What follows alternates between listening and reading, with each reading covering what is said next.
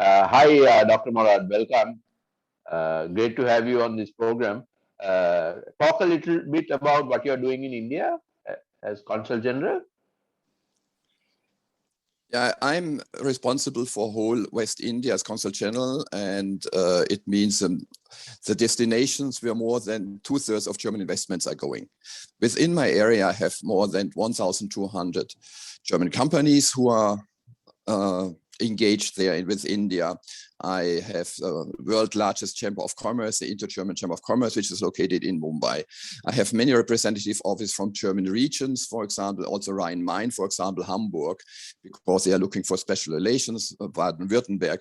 It's a very active partnerships, particularly on the area of economy, science, and of course also culturally, and also between civil societies. Okay, thank you. You are a very experienced diplomat. Can you give us some advice as to how an ambassador should work with chambers of commerce in promoting business? Okay, now we have to see if you mean, the two chambers. Normally Germany has their own chamber network abroad in more than 140 countries. Like then we have like also in Sri Lanka now, we have our own chamber, which is one partner. And then I think you mean how an embassy could work together with third countries' chambers. For me, the third German all chambers are very important partners because they have members, and their members are important for me as contacts. Because if I want to go out and meet business people and to raise the awareness about my country, right, the trade opportunities, investment opportunities, the opportunities to participate in trade shows, it's normally I contact them whenever I go somewhere, even the local ones, the smaller local ones. I also did in Sri Lanka, and they were asking their members sometimes if it's a bigger country or bigger cities that we go by business. As for example, we take retail, or we take steel, or we take manufacturing, and then they invite and give me a forum, because I myself would not be able to reach out to all the individual members. And thus, they are basically a forum for me and are hosting something for a very first contact, where I could then present something, or very often in my case now in Mumbai, I bring with me some more refined experts who are much more knowledgeable than I do how to visit trade shows, or I bring somebody from our German Chamber of Commerce with me, or somebody from our investment promotion company. But normally it's a number one contact wherever I go. Should an ambassador play a very active role in promoting business by helping German companies operating in the host country? This depends. In our case, it really depends. If you're the only institution, of course, it's left to the commercial and economic section of the embassy in order to promote trade and investment. But what you actually can only do is to raise the awareness, right? To bring a country on the mind map of people. And you are only an interface. And then you can try to connect them and tell them what are your partners to connect it, what you can do, what opportunities. But in the very end, it's a private entrepreneur who has to make his decisions. But it's only in between. So we have a clearly distinction where you are no other partners. You do it as a commercial section. In other countries, we're looking for other German partners who are already there. Yeah. A lot of businesses complain that diplomats are too stiff when it comes to promoting tourism, investment, and exports. Any thoughts around that? I think, at least for the European countries, that's something of the past. We have a very clear mission and instructions, and you have to see, when we have our annual ambassadors conference, one day is just meeting businesses.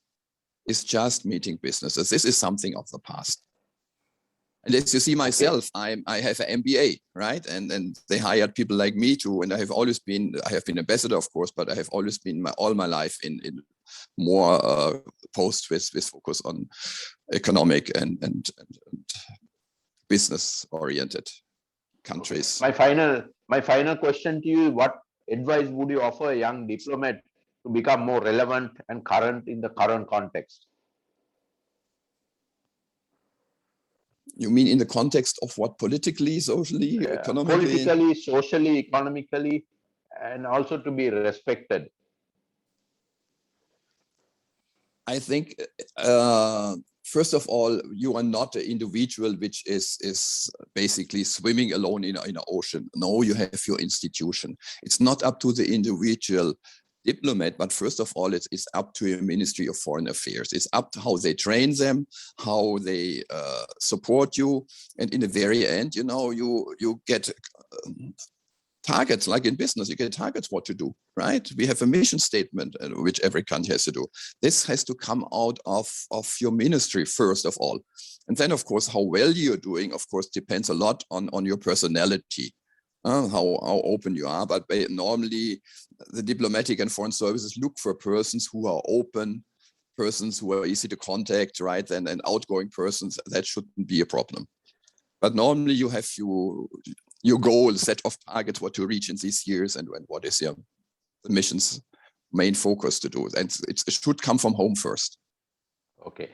Finally, you have been in Sri Lanka for a long time, and you appreciate the culture and some of the challenges that we face. What advice would you offer local businesses in promoting their products and services? At the moment, it's very, very difficult to say, because I'm still, have seen all this hype about B2B platforms on the internet, and it does not really work. And there's nothing which can substitute personal contacts. I would recommend, as soon as it is open again, go and visit trade shows, wherever it is, right? It's in your neighboring countries or in Europe or wherever. And today, really, I see it if a businessman from South Asia, and he's sending an email, for example, to make a contact, it's a gem. Spam basket, right? It's not so easy. But if you go somewhere, you see what are your competitors exhibiting, right? And you show your face in person, then everybody from Sri Lanka is winning, because you're just so nice and all ever smiling personalities. Right.